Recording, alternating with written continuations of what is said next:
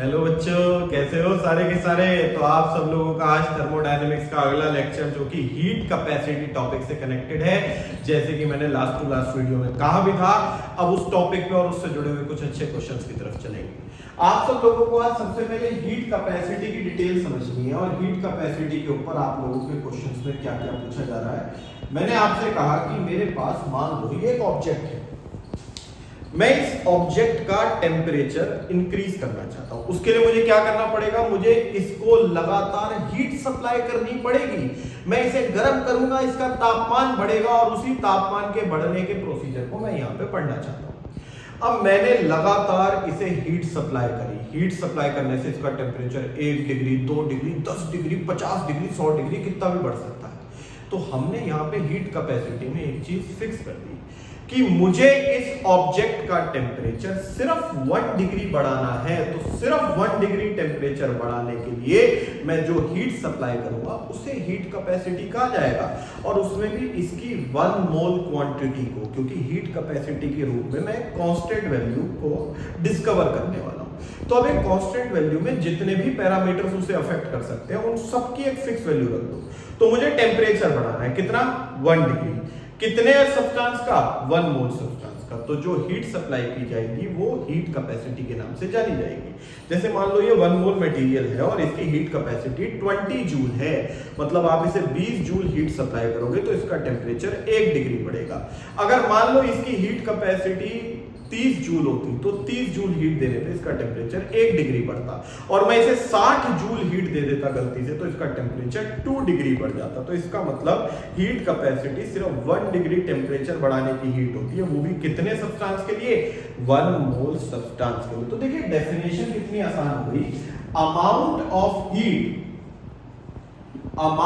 Of heat given to a system to a 1 mole substance appropriately to a 1 mole substance to raise its temperature by 1 degree। चलो sir इतनी बात तो पल्ले पड़ गई। मुझे 1 मोल substance का टेम्परेचर 1 डिग्री बढ़ाना है और जो हीट मैं सप्लाई करूंगा वो कहीं ना कहीं हीट कैपेसिटी के नाम से जानी जाएगी और इसका सिंबल C होता है। अब मान लो मैंने डेल्टा T डिग्री टेम्परेचर बढ़ाया और उसके लिए Q हीट सप्लाई करी, तो सिर्फ 1 डिग्री टेम्परेचर बढ़ाने के लिए हीट कितनी सप्लाई की जाएगी, Q बाय डेल्टा T। और जो सिर्फ 1 डिग्री टेम्परेचर बढ़ाने के लिए हीट सप्लाई की जाती है वही हीट कैपेसिटी हो गई। तो अर्थात आप लोगों को इसका एक फॉर्मूला मिला।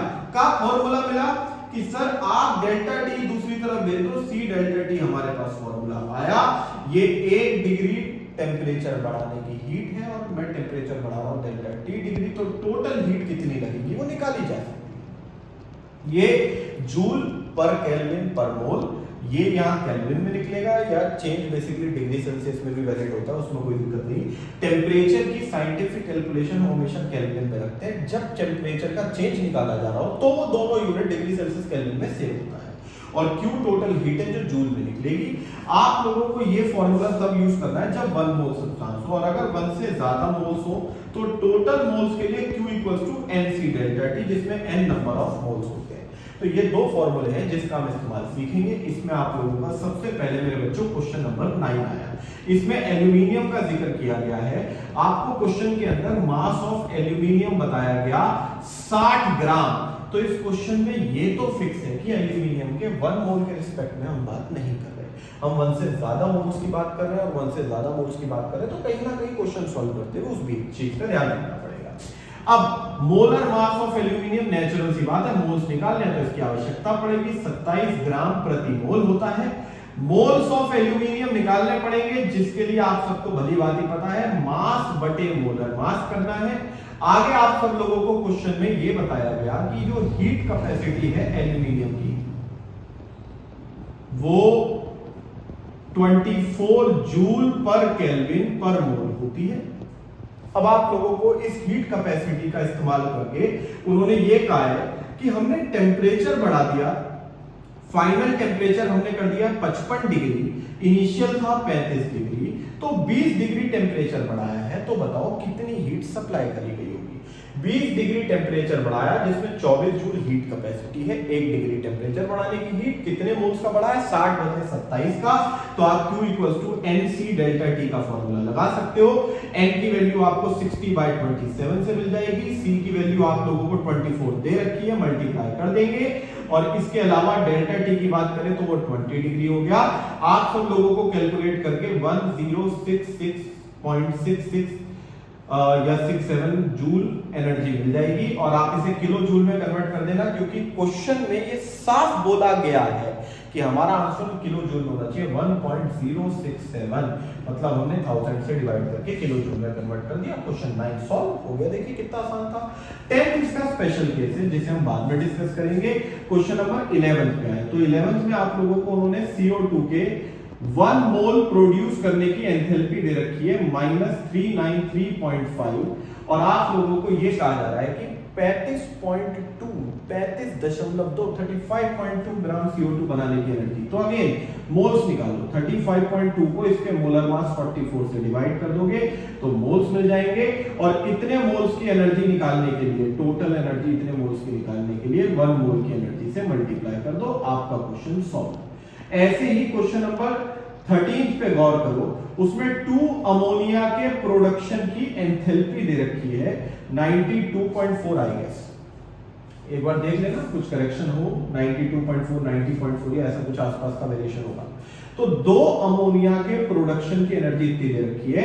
उन्होंने enthalpy of formation of ammonia मांगा है और फॉर्मेशन के केस में हम सिर्फ 1 मोल्स की बात करते हैं और 1 मोल के टर्म्स में आंसर निकालना है तो जो टोटल मोल्स दे रखे हैं उससे डिवाइड कर लो। 1 मोल के टर्म्स में आंसर आ जाएगा, आपका क्वेश्चन सॉल्व हो जाएगा।